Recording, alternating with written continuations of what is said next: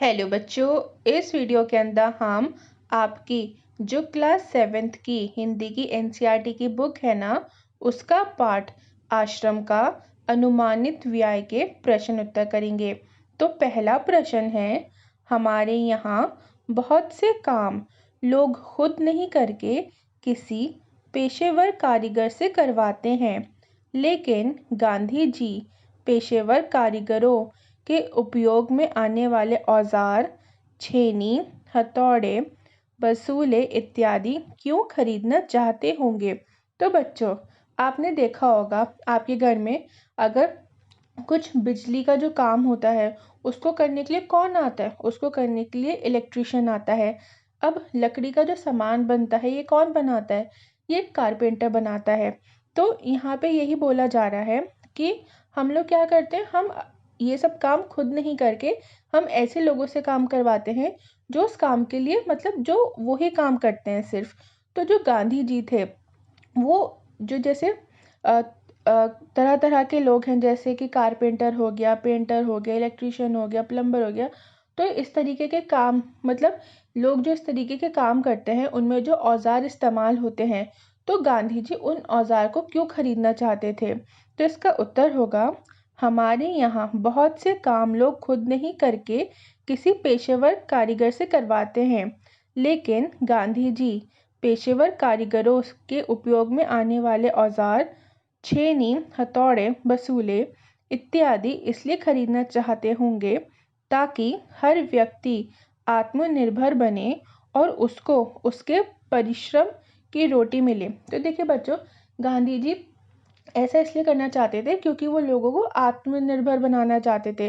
वो ये चाहते थे कि लोग अपने काम खुद से करें और मेहनत करके वो खुद पैसा कमाएं जिससे उन्हें रोटी खाने को मिले। तो गांधी जी ये सब इसलिए खरीद रहे थे ताकि लोग आत्मनिर्भर बने। अब दूसरा प्रश्न है, गांधी जी ने अखिल भारतीय कांग्रेस सहित कई संस्थाओं व आंदोलनों के नेतृत्व किया। उनकी जीवनी या उन पर लिखी गई किताबों से उन अंशों को चुनिए जिनसे हिसाब किताब के प्रति गांधी जी की चुस्ती का पता चलता है।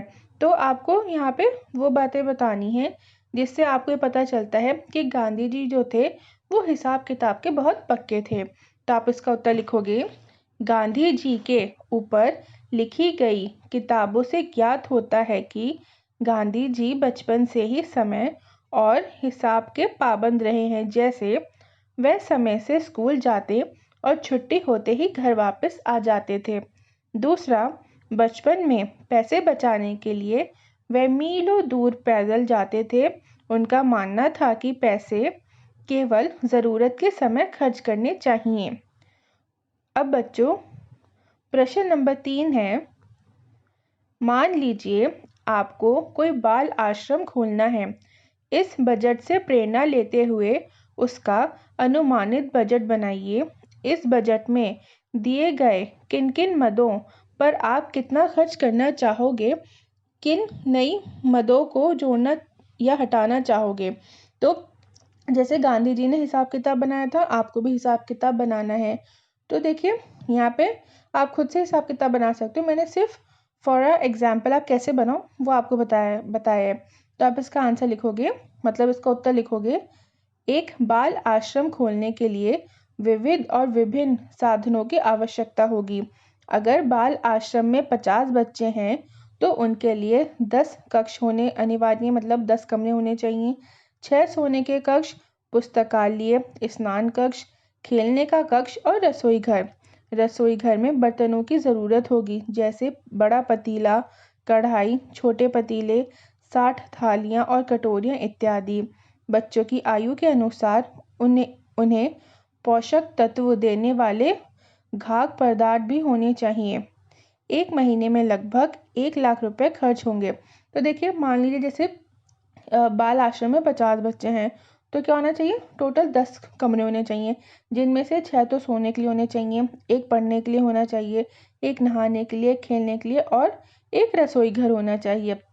अब रसोई घर जो मतलब जो किचन है वहाँ पे तरह तरह के बर्तन होने चाहिए, जैसे थालियाँ, कटोरियाँ, पतीले, कढ़ाई, ये सब।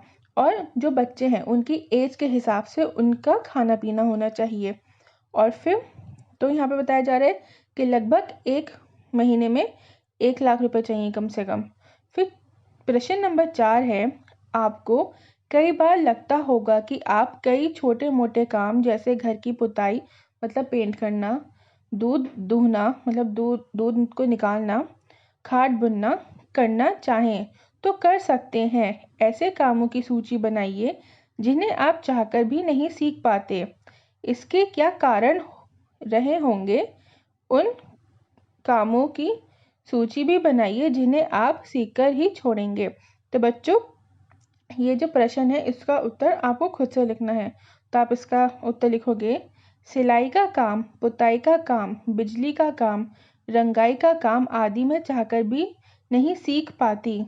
समय की कमी के कारण लेकिन मुझे सिलाई का काम सीखने की बड़ी चाह है और वक्त मिला तो मैं सिलाई ज़रूर सीखूंगी। अब प्रश्न नंबर 5 है, इस अनुमानित बजट को गहराई से पढ़ने के बाद आश्रम के उद्देश्यों और कार्यप्रणाली के बारे में क्या-क्या अनुमान लगाए जा सकते हैं? तो कौन-कौन से अनुमान लगाए जा सकते हैं बच्चों? जैसे ज़रूरतमंदों को आवश्यक सुविधाएं प्रदान करना, मतलब जिनको जिस चीज़ की ज़रूरत थी उनको वो प्रदान करना है। हर व्यक्ति को आत्मनिर्भर बनाना, मतलब हर व्यक्ति अपना काम खुद से करे। लोगों को आजीविका प्रदान करना, मतलब जॉब्स वगैरह देना। श्रम का महत्व समझाना, काम की इम्पोर्टेंस। चरखे खादी आदि से स्वदेशी आंदोलन को बढ़ावा देना। और फिर सहयोग की भावना को विकास करना। सारे लोग जो हैं वो एक साथ रहेंगे तो उनमें क्या होगा, उनमें एक दूसरे का साथ देने की भावना जागेगी। तो अब हम करेंगे भाषा की बात। प्रश्न नंबर 1, अनुमानित शब्द अनुमान में इत प्रत्यय जोड़कर बना है। इत प्रत्यय जोड़ने पर अनुमान का ना नित में परिवर्तित हो जाता है। नीचे इत प्रत्यय वाले कुछ और शब्द लिखे हैं, उनमें मूल शब्द पहचानिए और देखिए कि क्या परिवर्तन हो रहा है। तो देखिए बच्चों, जैसे एक शब्द है अनुमानित, ठीक है, ये किससे बना है? तो अनुमान जो शब्द है उसमें हमने क्या जोड़ दिया? इत प्रत्यय जोड़ दिया। तो जो ना था वो क्या हो गया? वो नित बन गया। तो इसलिए अनुमान अनुमानित बन गया। तो आपको यहाँ कुछ शब्द दिए गए हैं, आपको ये बताना है कि बताना नहीं है, आपको क्या करना है, आपको जो शब्द है उसका आपको जो ओरिजिनल शब्द है वो और जो प्रत्यय है उसको अलग अलग करके लिखना है। तो जैसे पहला शब्द है प्रमाणित, तो ये किससे बना है? ये प्रमाण में इत प्रत्यय जोड़ने से बना है। व्यथित, ये किससे बना है? व्यथा और इत से। द्रवित, द्रवित किससे बना है? द्रव प्लस इत। मुखरित, मुखरित किससे बना है? मुखर प्लस इत से। झंकृत, झंकृत किससे बना है? झंकार में इत प्रत्यय जोड़ने से। शिक्षित, शिक्षा प्लस इत। मोहित, मोह प्लस इत। चर्चित, चर्चा में इत प्रत्यय जोड़ा गया है। तो बच्चों, प्रत्यय जो होते हैं ना वो हम शब्द के लास्ट में जोड़ते हैं।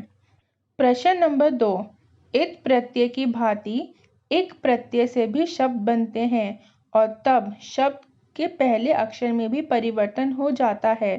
जैसे सप्ताह प्लस एक क्या हो गया? साप्ताहिक। नीचे एक प्रत्यय से बनाए गए शब्द दिए गए हैं, इनमें मूल शब्द पहचानिए और देखिए कि क्या परिवर्तन हो रहा है। जैसे अभी हमने क्या करा था? इत प्रत्यय के बारे में पढ़ा था। अब हम एक प्रत्यय के बारे में पढ़ रहे हैं। जैसे शब्द है मौखिक, ये किससे बना है? ये मुख में एक प्रत्यय जोड़ा गया है। फिर संवैधानिक, ये किससे बना है? संविधान प्लस एक से। प्राथमिक, ये किससे बना है? प्रथम में एक प्रत्यय जोड़ा गया है। नैतिक, नीति जो है उसमें एक प्रत्यय जोड़ा गया है। पौराणिक, पौराणिक किससे बना है? पुराण प्लस एक से। दैनिक, दैनिक किससे बना है? दिन प्लस एक से। प्रश्न नंबर 3, बैलगाड़ी और घोड़ा गाड़ी शब्द दो शब्दों को जोड़ने से बने हैं।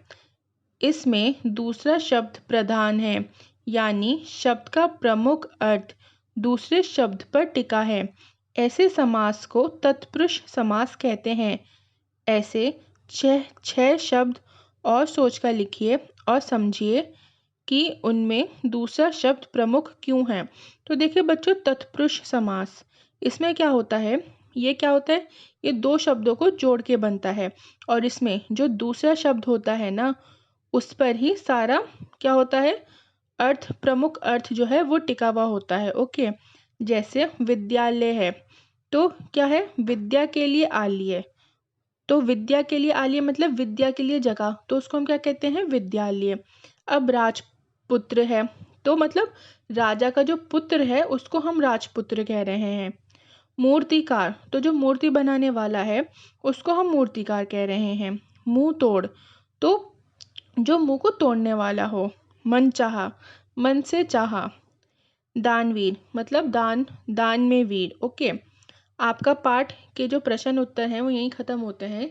अगर आपको वीडियो अच्छी लगी और पसंद आई तो प्लीज़ वीडियो को लाइक, चैनल को सब्सक्राइब एंड शेयर करना ना भूलें, ताकि जब भी मैं कोई नई वीडियो अपलोड करूं तो आपको उसका नोटिफिकेशन मिल जाए।